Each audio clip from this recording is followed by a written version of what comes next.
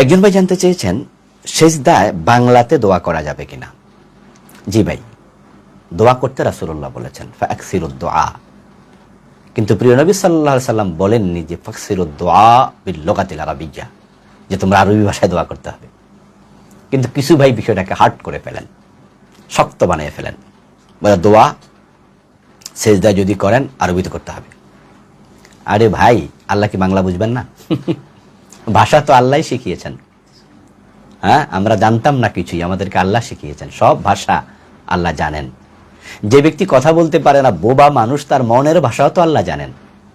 এখন আপনার মেয়ের বিয়ে দরকার, তখন আপনি হুজুরের কাছে যাবেন, গিয়ে তারপর এটা আরবিতে শিখবেন, শিখে তারপরে সেজদা গিয়ে আল্লাহর আরবিতে করবেন।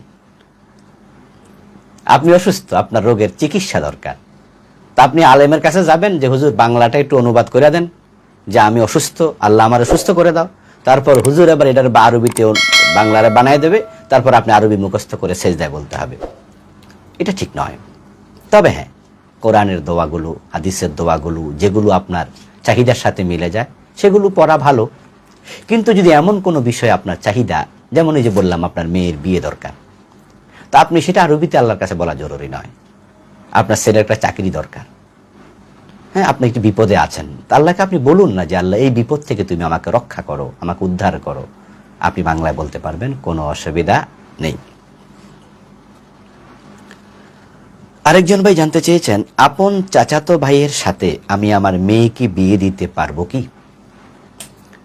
রাসূলুল্লাহ সাল্লাল্লাহু আলাইহি ওয়াসাল্লাম হযরত আলীর সাথে উনার মেয়ে ফাতেমাকে বিয়ে দিয়েছেন। এটা আমরা সবাই জানি। হযরত আলী রাসূলুল্লাহ সাল্লাল্লাহু আলাইহি সাল্লামের আপন চাচাতো ভাই। আবু তালেবের ছেলে আলী, আবু তালেব এবং আব্দুল্লাহ আপন ভাই। তো আব্দুল্লাহকে রাসূলের বাবা, আবু তালেবকে আব্দুল্লাহর ভাই। এই আবু তালেবের ছেলে আলী রাসূলের আপন চাচাতো ভাই। তো ফাতেমাকে বিয়ে দেননি। তো আল্লাহর হাবিব যেখানে কাজটি করেছেন সেখানে আমাদের প্রশ্ন কেন আসবে? প্রশ্ন তো আসারই কথা ছিল না।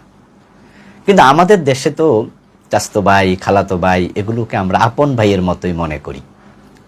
তো যার কারণে দেখা যায় যে আমার চাচাতো ভাইয়ের মেয়ে আমাকে কাকা ডাকছে, আবার আমার মেয়ে আমার খালাতো ভাইকে কাকা ডাকছে, আঙ্কেল ডাকছে। তখন এই প্রশ্ন তৈরি হয়। হ্যাঁ, এই ডাকাডাকিতে কিচ্ছু আসা যায় না। আল্লাহ শরীয়ত যা জায়েজ রেখেছে তা জায়েজ, যা হারাম করেছে তা হারাম। তা আপনি আপন চাচাতো ভাইয়ের কাছে আপনার মেয়ে বিয়ে দিতে পারেন, শরীয়ভাবে কোনো অসুবিধা নেই।